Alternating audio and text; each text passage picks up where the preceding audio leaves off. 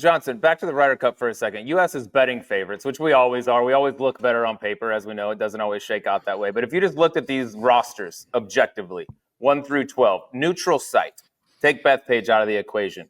Do you lean one way or the other? I feel like this personally is maybe the deepest European team that I've seen since I've been old enough to know what's going on. I mean, as an American, I'm very concerned about this Ryder Cup because they're basically bringing the same team, just substitute Rasmus for Nikolai. And I mean, their games are virtually identical as well as their look. So when you had a successful team in Rome that the European side did, plus you've got the same captain, same assistant captains. I mean, Eduardo Molinari did such a great job with the analytics. So they already have predetermined alternate shot pairings that were successful, better ball pairings that were successful. They can basically just roll that back out. So I think when you look at it that way, 4 rookies on the U.S. team. I mean, J.J. Spawn, I think showed me a lot in Memphis when he got into that playoff with Justin Rose, just that he's going to be able to handle this situation well. Russell Henley's going to be great, but I mean, we just have so many unknowns on that U.S. side that I'm really happy we have home field advantage because I think that's what's going to be carrying us to the finish line. Yeah, you're exactly right. I mean, they are basically rolling out the same exact team, and I would be shocked if Friday morning, first group out, it's not John Rahm and Tyrrell Hatton getting ready to go again. Put them right back out. Put that whole session from that went 4-0 in Rome on Friday morning. Why on earth would you not just trot those same groups right out there? I think you can go ahead and get ready for that. I mean, there's no doubt. I think the big question for Team USA, and I actually watched you on 5 Clubs with your man Fillet and Gary Williams, is who plays with Bryson DeChambeau? Does Bryson DeChambeau play alternate shot? Man, I talked to Webb Simpson out at Quail last week, and he said they're going to play Bryson as much as possible. I think he's going to be a guy that goes out there and really energizes the crowd. Now, doesn't seem like I think he's 0-2-1 and foursomes in his history, or maybe it's just 0-2. But I seems risky to trot him out there in that first session. He won't have played a tournament for a while. I think he's going to be such an awkward fit partner-wise. I mean, I thought it was going to be Cam Young just because they play the same ball, but I've heard that since Cam Young won Wyndham with the ball Bryson has been playing, that one of them has switched away from it. So I don't know that there's just a ball fit, because we all know as particular as Bryson is about his spin rates and his launch angle and all that stuff, he's not going to be the kind of guy that's going to switch and play a spinnier or a less spinny golf ball just to make it easier for his partner. Yeah, he's going to be a question mark. But I tend to agree with that. Like, hey, he's one of the top players on the planet. He qualified for this team automatically in 8 events. Like, you got to get him out. You can't sit him on the bench as different as his game is. Speaking on like the Bethpage and the home field advantage, we know the home teams had they win and the away teams had a tough time. Is there any part of the U.S. going to Bethpage? I feel like the hype leading up to this the last 2 years has been as much as I can remember for a Ryder Cup. We also got our ass kicked in Rome last time. Is there almost like too much, I don't want to say too much pressure, but is there a chance that we're like too hyped up? How do you monitor that if you're Keegan Bradley? Like, how do you make sure they don't want it too bad?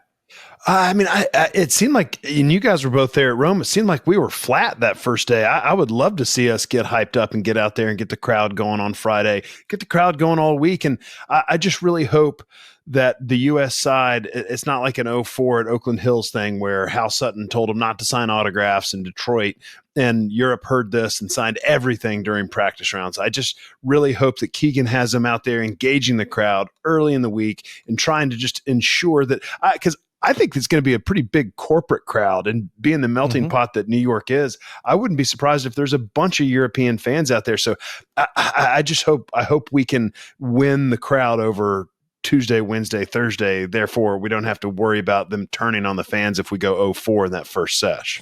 Yeah, I'm with you. With it being New York City, so easy to get to from Europe. I mean, you're not going to Whistling Straits. There's going to be a lot more European fans. There is no doubt about that. But Johnson, I'll get your thoughts on this, because Sleaze and I talk about this a lot on our shows that we do, and we want a couple changes to the Ryder Cup, and I want to know if you agree with this. One, we want it to be just like the President's Cup. When you throw out a guy or a team, the other captain comes back and matches it. That way, if like how good would it be, Scotty Scheffler and Rory McIlroy in a crucial match on Sunday in the singles? I mean, I just think that's a no-brainer. Two, the other one, I'll let you answer both of these. There are no ties in the Ryder Cup. Okay, if we tie at the end, just like the President's Cup, USA's Keegan Bradley's picking one guy, Luke Donald's picking one guy, and we're playing sudden death for the Ryder Cup. Well, I think the President's Cup went away from that after that epic duel with Tiger and Ernie. What was that? 03. I think President's Cup went away with it, but I would love to see that. The only question would be, is that too much pressure to put on one guy? That's a lot. It's a lot. But I mean, shoot, I think Scotty Scheffler could handle it. And then as far as the pairings go, absolutely. I think there'd be great TV drama. I would love to see them throw out a pairing and then like, oh yeah, we're going to stick Xander and Cantlay against these guys because of their head-to-head record. I think that would be a great change for the Ryder Cup. I wish the President's Cup would not play Thursday because I think having the just one session each on Thursday, Friday is sort of flat. And I think having the 36 Friday, 36 Saturday, and then singles on Sunday is just a way better format. I agree. Yeah. I think President's Cup needs to shrink the amount of points if they want that thing to be competitive, and the Ryder Cup needs to go the other way. But I just don't understand why they haven't done that. They do it at President's Cup. I feel like there'd be so much more strategy as a captain and who you put out and who you match with who. And then you could ultimately, like at the end of the day, this is all for golf fans, right? It's an exhibition. You could get the singles matches you want. Like we never got with Tiger. Oh, they throw out Rory. All right, here's Bryson. Like who? Everyone wants to see that. The odds of us getting it are slim. Well, I can tell you this, Johnson, and I'm okay saying this, at the Ryder Cup at Hazeltine, like I know they put out the list, like this is our order, this is their order. The Rory McIlroy, Patrick Reed match was set up. And did it ever deliver? Like how good was that? They both wanted to play each other. They both didn't really like each other, and it was great TV. It was one of the most memorable singles matches that I can think of in Ryder Cup history. The crowd was behind it. Both players were jacked up. And sure, don't you think behind the scenes there's a little bit of that with singles with the captains like Luke and Keegan are like, hey, I'm going to put so-and-so here. Would really like to get this matchup if it's cool with you. I hope so. I would hope. Yeah. I would hope so. Like first match, let's put them both out or just to set the tone. I mean, that'd be all time. All time. All right, speaking. Oh, sorry. Go ahead, Sleaze. I was just going to ask one more Ryder Cup question as it pertains to Europe. Where do you think they go captain-wise? Like Luke Donald was a fill-in for Stinson. He's getting to run it back because he did such a great job. But like their list of guys, like it was pretty easy to go down the list. Be like, all right, you got Poulter, you got Westwood, you got Stinson. You know, you can name them all. What do you think they do with that? Being that live guys are now, you know, they're going to be on their team. It seems weird to be like, you can play on our team, but you can't captain our team. Sergio, I mean, what do you think they do with that? Yeah, I mean, and even you would think like a Paul Casey and a Luke Donald probably would have been passed over had you had that stable of those live guys. I don't know. Do you think Phil Mickelson should ever be a Ryder Cup captain? I think it depends on the players, honestly. I think he asked the guys that are going to be playing, like, do you want, like, what's their – I know Keegan still, you know, reveres Phil. I'll say this as far as the Phil thing goes. Take all the bullshit away, like everything that's happened on the side, away from golf. He will be a great captain. Like he would give it his all.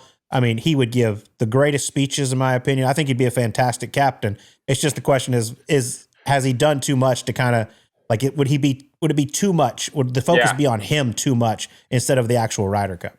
And I mean, think about the players that are on that U.S. team that he'd be captaining that maybe feel like he sort of abandoned them and tried to burn the house down on the way out. Like, I think it's a little bit harder to have a live player as a captain. But if a live player won't be on the European side, I think it's a no-brainer to have Justin Rose. I mean, he'll be 47 the next time the Ryder Cup comes around. Obviously, he can still play at such a high level, winning a playoff event this year. But Rosie's next on my list. And if I don't really have anybody anywhere near him, like you said, Sleaze, because they've all been taken. So maybe but didn't Sergio handle the whole selection thing poorly and then end up withdrawing from the BMW Championship because he didn't get a call from Luke Donald? Like that's a little petty to me. I don't know that that's great captain behavior. Yeah, by the way, he could have handled that so much differently. Like, don't say you withdrew because of that. Say, hey, I'm in New York with my family. I want to watch Carlos Alcaraz try to win the U.S. Open. I'm going to play golf with him on his off days. Like, I would have been perfectly fine if that was the excuse. Yeah, the way he went about it was it didn't show a lot of class or someone who's been a part of so many great European Ryder Cup teams. It kind of was a slap in the face to the whole process that they made when really Sergio hadn't done much throughout the year to even garner any sort of decision as a pick. That's what surprised me. I was like, in what world are you thinking that you're going to be one of these picks? Like, I don't hold grudges either way, but I'm like, that European team, I was pretty much set in stone. Like, I know exactly where they're going. Maybe one pick, and it wasn't, Sergio wasn't one of the guys that was in consideration. I was really surprised by that. I mean, he did. I think he did win one live event this year, but didn't really show up in the Early. majors at all. And it just that was shocking to me. And maybe just him sort of trying to get a little bit of publicity. I guess all press is good press when it comes to Sergio Garcia.